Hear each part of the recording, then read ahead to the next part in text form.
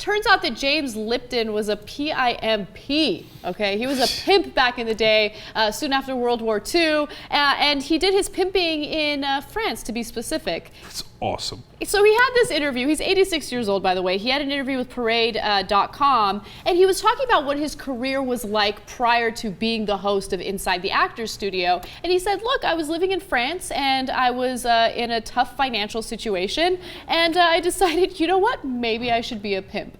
I love that decision. Okay, apparently this is what he looked like back in the day. Okay, now, look, it was in the 1950s. Now, he, of course, paints it in a very positive light.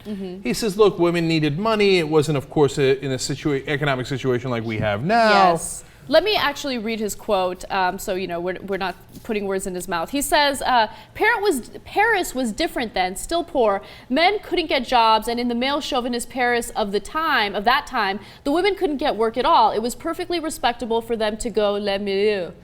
Le milieu?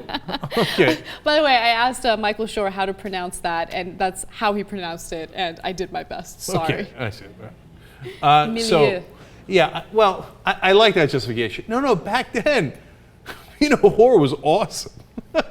Now, look, I don't mean to demean it, and it was, I think prostitution should be legal. I have no problem with it. I have no problem with him being a pimp.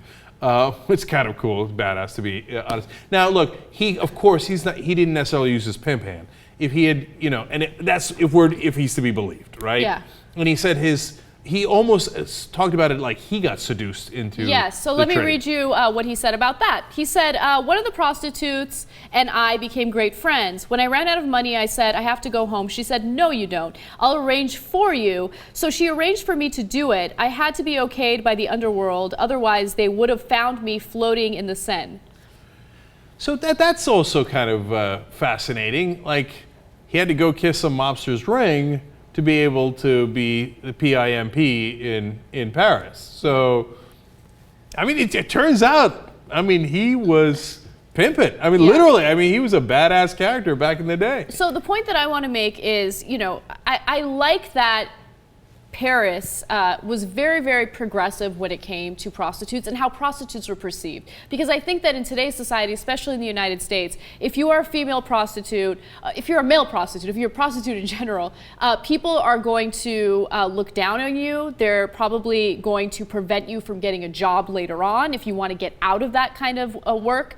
And so I remember talking about this with you a long time ago, Cenk. There was a period of time where women couldn't get jobs. It just was unacceptable for women to work, and it was actually a little courageous for women to take financial freedom and go out and be prostitutes. And I know the wording is kind of strange, but it's true. They were kind of looked up to in that way. It was kind of like a revolutionary thing to do. Yeah, look, I'm positive that there's some truth in that. I also think that James Lipton is overplaying it a little bit here. Now, he wants to look cool, but he doesn't want to show you the darker side of it. And I'm positive that even in the 1950s, as progressive as Paris might have been, it's not like people were like, yay, I'm a prostitute! Yeah, of course. Right? Oh, yes, please give me money to use my body.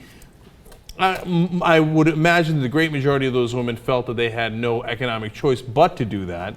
Now, if the environment was open and progressive and non-judgmental about it, or at least more so than it is today, great.